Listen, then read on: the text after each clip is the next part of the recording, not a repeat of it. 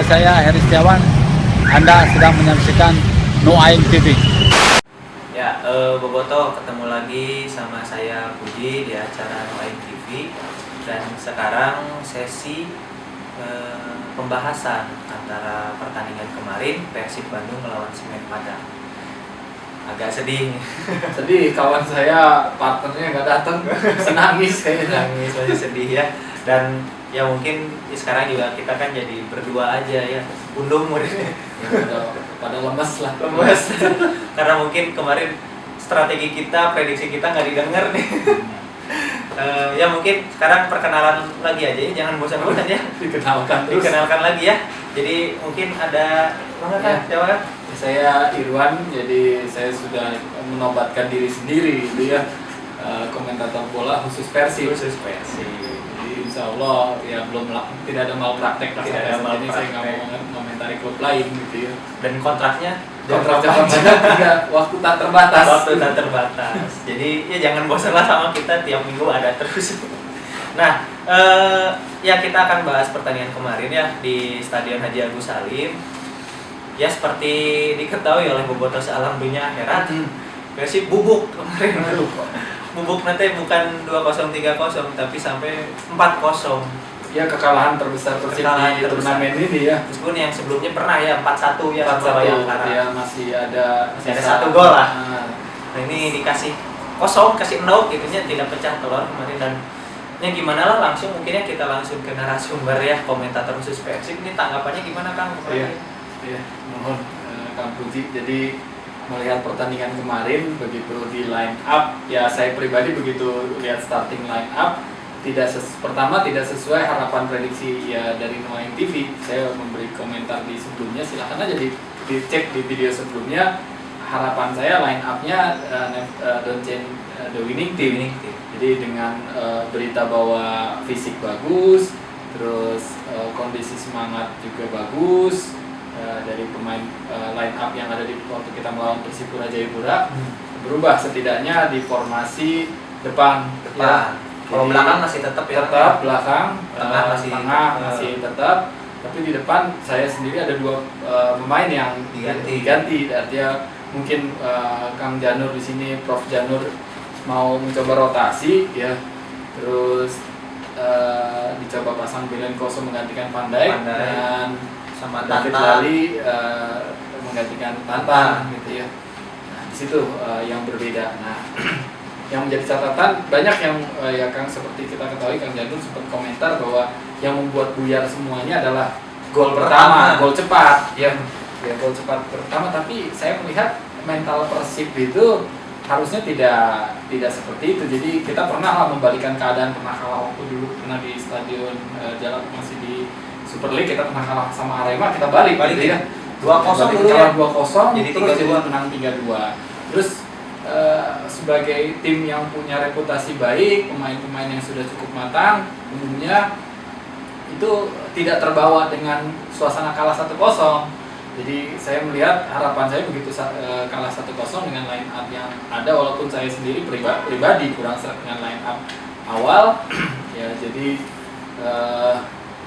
kita bisa main tetap tenang, pelan gitu ya, tidak membawa permainan itu jual beli serangan dan Persib kecolongan 3 gol selanjutnya. Iya. Dan itu menit 4 Pak. Ya, jadi ya di menit keempat sudah kebobolan gitu ya. Terus kita di babak pertama udah kalah 2-0 ya. Dan di babak kedua juga itu baru menit 49 kebobolan lagi sama siapa si Marcel. Artinya kan itu masih 10 menit awal di babak pertama dan babak kedua kecolongan Persibnya.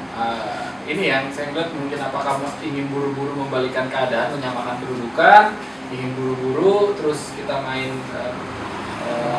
serangan secara sporadis dan lupa bertahan gitu ya. Jadi pemain bertahan juga mungkin pemain bertahan gregetan, saya pikir gregetan kok depan ini asa nyerang Mereka full press ya.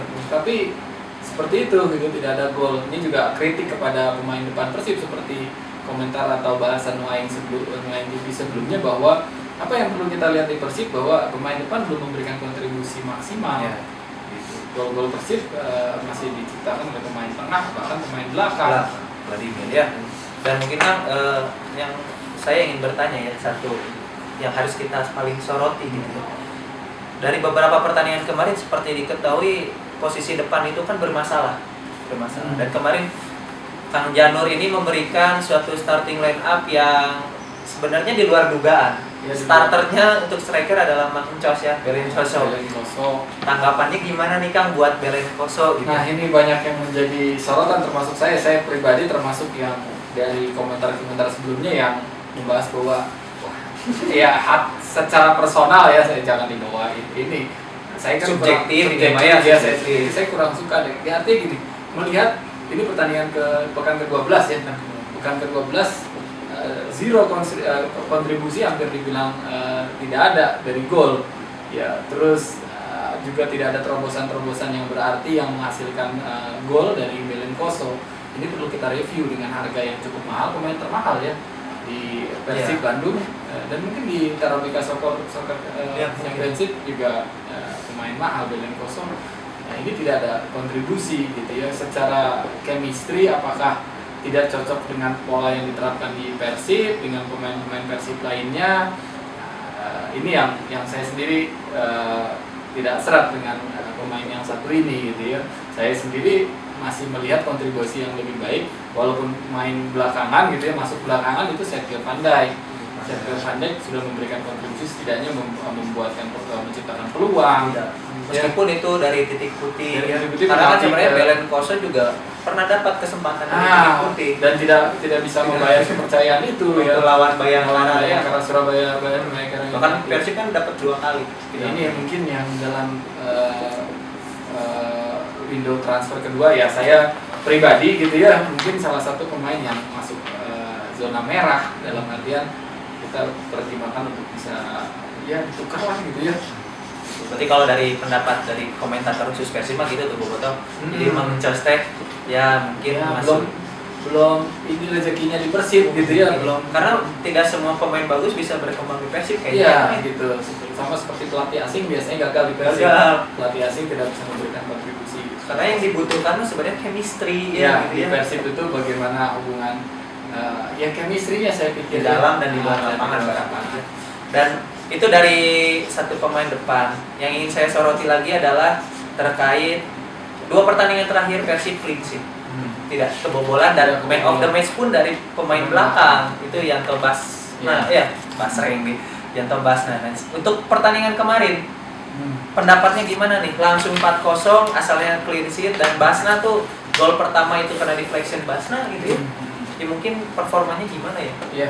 Jadi saya coba tarik ke belakang dari sisi tidak hanya di 3 pertandingan terakhir ya. Di 3 pertandingan terakhir kita lawan 2 kali clean sheet, 1 kali terakhir kebobolan 4. Tapi kita tarik 1-2 pertandingan sebelumnya, di belakangnya lagi kita juga pernah kebobolan 4 kali waktu lawan Bayangkara Surabaya United. Terus pernah kebobolan 2 kali melawan PSM, kebobolan 2 kali ke Gresik United. Jadi artinya dari sisi pemasukan, Persib mungkin salah satu tim besar yang pemasukannya banyak. Ya. Kalau dibandingkan dengan Arema, malu-maluin. Gitu ya, kita banyak banget nih kebobolan. Jadi tim-tim yang bisa, salah satu tim yang jadi bisa hiburan, pengen jadi top scorer mah ngegolin lawan Persib lah gitu ya. Pengen jadi top scorer, kalau pemain depan pengen jadi pemain bintang, ya kalau lawan Persib kan ya ini tidak pas untuk tim sekelas Persib di liga atau di kompetisi di Indonesia. Nah, ini jadi catatan. Jadi 2 kali clean sheet saya kira belum jadi jaminan ya. Terus ya peran Yanto Basna yang belum konsisten. Jadi konsistensi saya soroti, konsistensi. Kadang bermain baik ya, kadang tiba-tiba bermain seperti ini, konsistensi. Mungkin karena dia kan usianya masih muda, jadi labil tapi ini belum matang ya. Yang lain ya support ya, kira-kira di situ kita punya yang cukup senior, ada Vlado, cukup senior ada Tony Sucipto, cukup ya senior lah di Persib, melintang di Persib.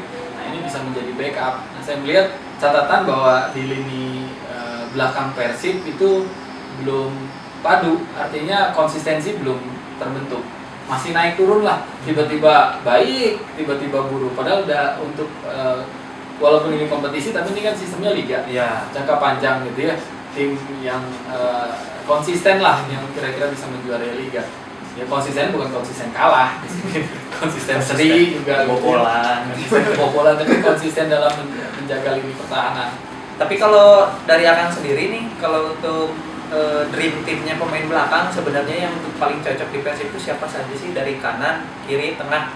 Ya, jadi kalau dream tim belakang, pemain belakang aja ya. Dari belakang, kalau kita misalnya dengan ada Vlado masih gitu ya, walaupun Persib di turnamen ini Vlado termasuk kurang baik dibandingkan musim-musim sebelumnya bersama Persib ya, tapi dia masih bisa menjadi andalan dan kadang-kadang dia dibutuhkan pada saat butuh gol, ya. Butuh gol lewat tendangan pojok, corner ya, jadi butuh gol.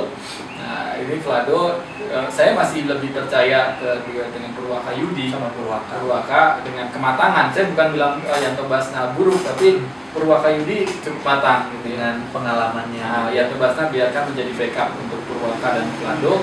Belakang masih ada Tommy Sucipto ya di kiri gitu ya. Di back kanan itu antara Dias Angga dengan ya mungkin Dias Angga dengan Jajang. Ya ini saya masih melihat Jajang Suara 2 kali main ya. Jadi 2 kali main starter ya. Dias masih punya skor lebih baik dari sisi statistik ya, yang sudah beberapa kali main dengan Persib. Semenjak Yanto Basna ditarik ke fullback gitu ya, Dias Angga mungkin masih memiliki kredit lebih baik daripada Jajang, tapi ini 50-50 lah, skornya tidak terlalu jauh ya. Saya melihat juga karena kemarin juga Jajang Supara ya sebenarnya nggak jelek-jelek amat, tapi semua pemain Persib tidak nilainya jelek gitu, tidak. Berarti untuk tengah posisinya Vladimir ya. Back tengah itu ada tempat Purwaka ya. Purwaka. Kiri. Nah untuk di tengah saya melihat Mas Har ya, Mas Har, Kang Adriano dan gelandang jangkar ini masih dibutuhkan, dan fightingnya Mas Har ini masih memberi warna meredam serangan gitu ya, walaupun kemarin tapi kemarin itu banyak serangan balik. Bukan serangan yang dibangun banyak, jadi gol-gol Persib serangan balik. Saya mencatat 2 atau 3 gol itu serangan balik. Persib lengah, jadi bukan ditahan karena Mas Har dan pemain tengah sedang konsentrasi menyerang, terus back lengah, jadi serangan balik. Gitu. Yang saya catat dari gol Nur Iskandar di umpan itu serangan balik gitu ya. Terus juga gol yang cross itu ada juga serangan balik di situ. Gol yang indah juga kemarin dari Riko Simanjuntak dari jarak luar jauh itu masih ya bisa ya boleh biasa. Coba Persib begitu ya. Iya.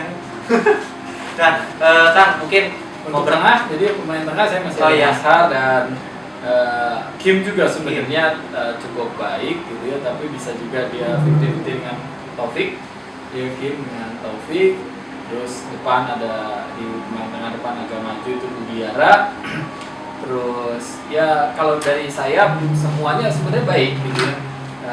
Artinya penyerang sayap baik itu Samsul Arif dan Atep, terus ada Zulham Jamrun dan Antan. Nah, depan saya lebih percaya Belen Koso.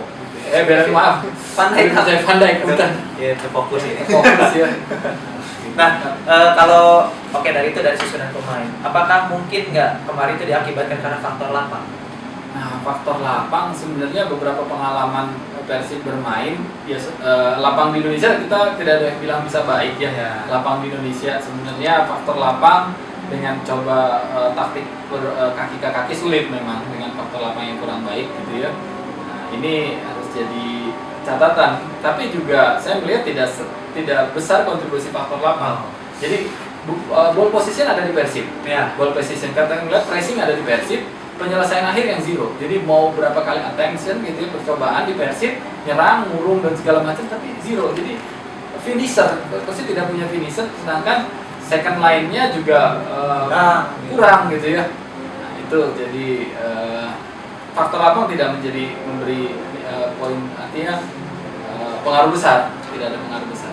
Berarti itu, Boboto, berarti ya ini sama aja kalau kita kuliah atau kelas mungkin ya, kita jangan menyalahkan alat. Nah, itu kalau kesimpulan praktis kesalahan alat nggak gitu boleh itu. Berarti memang ada yang permasalahan tuh bukan di lapang, tapi ada yang masalah itu adalah dari lini depan sebenarnya. Lini depan kita Persis, ya. masih paling tunggul di antara semua tim-tim besar. Jadi kalau Di- bisa dan- disimpulkan dari pertandingan kemarin, Persib itu tumpul di lini depan dan subur di lini belakang. Nah, subur kebobolan, Subur subur kebobolan. nyetak juga sih. Jadi- ada Vlado dan Purwakan Karena dan nyetak. seolah-olah tim lawan kalau berhadapan dengan Persib itu gampang gitu ya. Biarin aja lah, percaya sama kiper dan back lah. Teman penyerangnya juga paling gaya lah, Nah, sampai itu. depan gawang keren lah. Nah, Satu penyelesaian nol gitu ya. Nah, ini yang menjadi catatan untuk Persib di turnamen kali ini. Jadi saya melihat ini yang perlu diperbaiki. Kita masih punya pertandingan yang cukup banyak. Ya.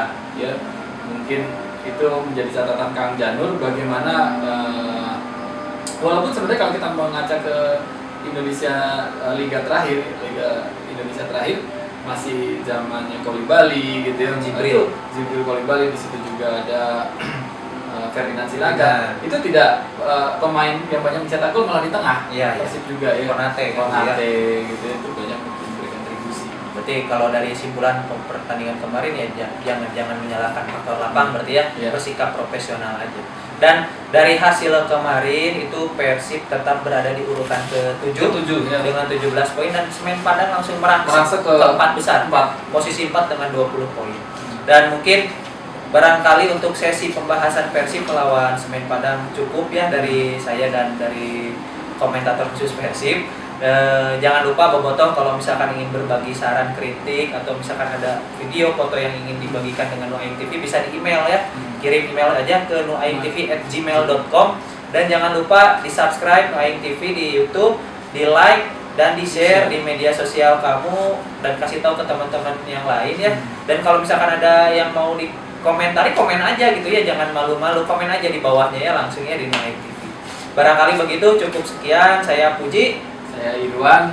Wabillahi taufiq wal hidayah. Wassalamualaikum warahmatullahi wabarakatuh. Sip.